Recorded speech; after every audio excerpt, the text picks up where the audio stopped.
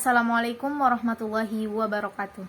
Perkenalkan, saya Sri Aulia Yulianti dengan NIM 2103161. Di sini saya akan menjelaskan materi yaitu manajemen pendidikan khusus, yang mana yang pertama ada definisi manajemen pendidikan khusus. Yang kedua, saya akan menjelaskan mengenai dari fungsi manajemen pendidikan khusus, dan yang ketiga yaitu tujuan dari manajemen pendidikan khusus. Nah, untuk yang pertama saya akan menjelaskan yaitu dari definisi manajemen pendidikan khusus. Nah, manajemen pendidikan khusus adalah cara mengatur dan mengelola proses pendidikan untuk memastikan bahwa anak-anak dengan kebutuhan khusus mendapatkan perhatian dan dukungan yang mereka perlukan dalam belajar.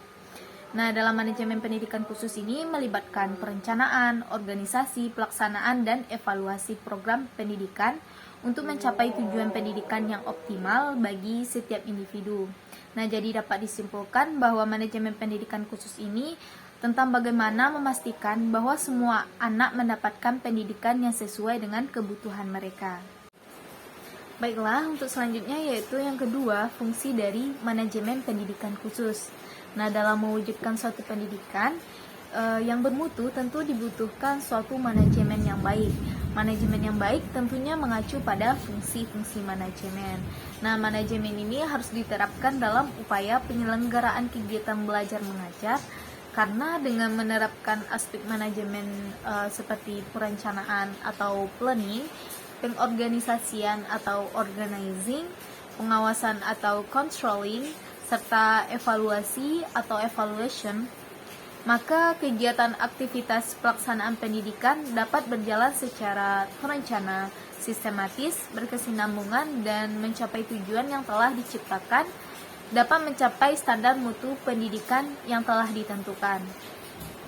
Nah, tentu berbeda dengan satuan pendidikan yang reguler ini. Nah, istilah dari manajemen pendidikan di sekolah luar biasa disebut dengan manajemen pendidikan khusus. Manajemen pendidikan khusus ini yaitu manajemen sekolah untuk pelaksanaan pembelajaran bagi anak berkebutuhan khusus. Manajemen pendidikan khusus melibatkan berbagai fungsi, antara lainnya yang pertama, perencanaan.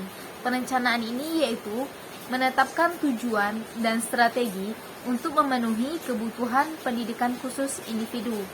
Yang kedua, pengorganisasian. Nah, pengorganisasian ini menyusun struktural organisasi, sumber daya, dan personel untuk mendukung pelaksanaan program pendidikan khusus. Yang ketiga, pelaksanaan.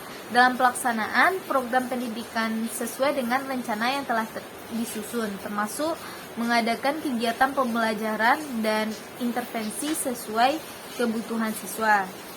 Yang keempat, evaluasi. Evaluasi yaitu menilai efektivitas program pendidikan yang telah dijalankan, terus mengidentifikasi keberhasilan dan tantangan, serta membuat perubahan jika diperlukan untuk meningkatkan kualitas pendidikan khusus. Yang kelima yaitu pengawasan. Pengawasan yaitu memantau proses pelaksanaan program pendidikan khusus untuk memastikan bahwa semua pihak terlibat bekerja sesuai dengan standar yang telah ditetapkan. Yang keenam, pemberdayaan guru. Pemberdayaan guru ini untuk mengembangkan keterampilan dalam mengajar siswa berkebutuhan khusus, sehingga guru mudah dalam mengajarnya. Yang ketujuh, konseling dan dukungan.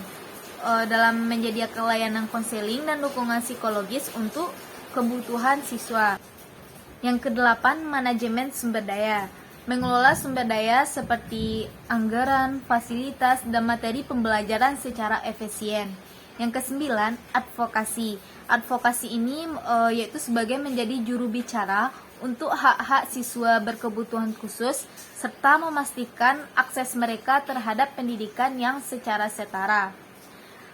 Secara umum, fungsi manajemen pendidikan khusus ini bertujuan untuk memastikan bahwa setiap individu anak berkebutuhan khusus mendapatkan pendidikan yang sesuai berkualitas dan mendukung perkembangan mereka secara optimal. Baiklah, yang ketiga yaitu tujuan manajemen pendidikan khusus. Tujuan manajemen pendidikan adalah terciptanya perencanaan pendidikan yang merata, bermutu, relevan, dan akuntabel. Meningkatnya citra positif pendidikan, teratasinya mutu pendidikan karena masalah mutu disebabkan oleh manajemennya. Selain itu, tujuan manajemen pendidikan yaitu terwujudnya suasana belajar dan proses pembelajaran yang aktif, kreatif, dan efektif sehingga dihasilkan proses pembelajaran yang menyenangkan dan bermakna bagi peserta didik dan juga pendidik. Nah, tujuan utama manajemen layanan pendidikan khusus di sekolah adalah untuk mendorong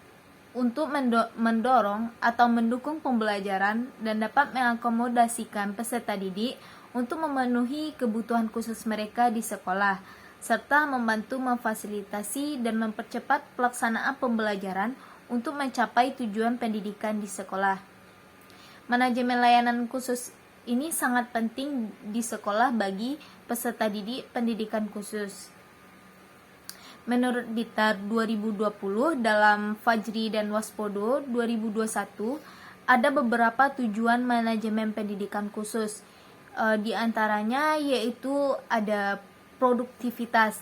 Produktivitas ini merupakan perbandingan terbaik antara hasil yang diperoleh atau output dengan jumlah sumber yang dipergunakan atau input, sehingga produktivitas ini dapat dinyatakan secara kuantitas maupun kualitas.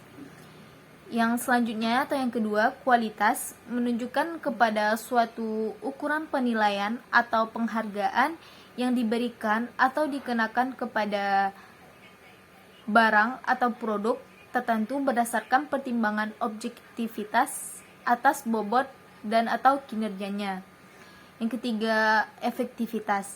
Efektivitas ini adalah ukuran keberhasilan tujuan dari organisasi. Selanjutnya yang keempat, efisiensi. Efisiensi yaitu berkaitan dengan cara yaitu membuat sesuatu dengan betul atau doing this right. Sementara efektivitas adalah menyangkut tujuan doing the right thing, atau efektivitas adalah perbandingan dengan antara rencana tujuan yang dicapai. Efisiensi ini lebih ditingkatkan pada perbandingan antara input atau sumber daya dengan output. Efisiensi pendidikan adalah bagaimana tujuan itu dicapai dengan memiliki tingkat efisiensi waktu, biaya, serta tenaga dan sarana. Baiklah, itu penjelasan materi dari saya, yaitu materi dari manajemen pendidikan khusus yang meliputi tadi ada dari definisi manajemen pendidikan khusus, selanjutnya ada dari fungsi dari manajemen pendidikan khusus, dan yang terakhir ada tujuan dari manajemen pendidikan khusus. Mungkin itu sedikit penjelasan dari saya. Terima kasih, semoga dapat dipahami. Assalamualaikum warahmatullahi wabarakatuh.